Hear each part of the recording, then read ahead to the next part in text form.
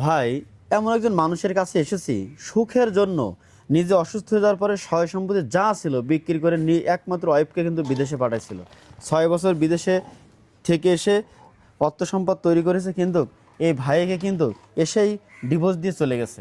অর্থাৎ নিজের যা ছিল সব বিক্রি করে ওয়াইফকে পাঠাইছে, কিন্তু তার কোনো কাজে আসেনি। আর এখন দেখেন হুইল চেয়ারে পরে বদ্ধ হয়ে গেছে।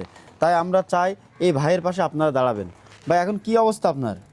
আমার অবস্থা ভাই ভালো না ভাই। হাত পা কি নাড়াতে পারেন? না ভাই, হাত পা নাড়াতে পারি না, কোনো এক গ্লাস পানিও খেতে পারি না, ভাতও খেতে পারি না, ওয়াশরুমে যেতে পারি না। কিভাবে করেন এগুলা? বিশেষ করে নামাজে যেতে পারি না ভাই। আমি মসজিদে নামাজে যেতে পারি না।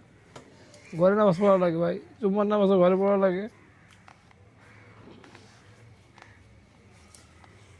এই মানুষটার আকতি আপনাদের কাছে আমরা জানাই।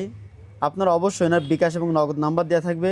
যা পারেন, যে যা পারেন, এনাকে একটু সুস্থ করে অন্তত 5 ওয়াক্ত নামাজ পড়তে পারে এবং ছোট্ট একটা কর্ম যাতে তৈরি করে নিজের জন্য সাস্টেন করতে পারে। তাই আসুন আমরা সবাই ভালো কাজ করি এবং ভালো কাজের সাথে সহযোগিতা করি।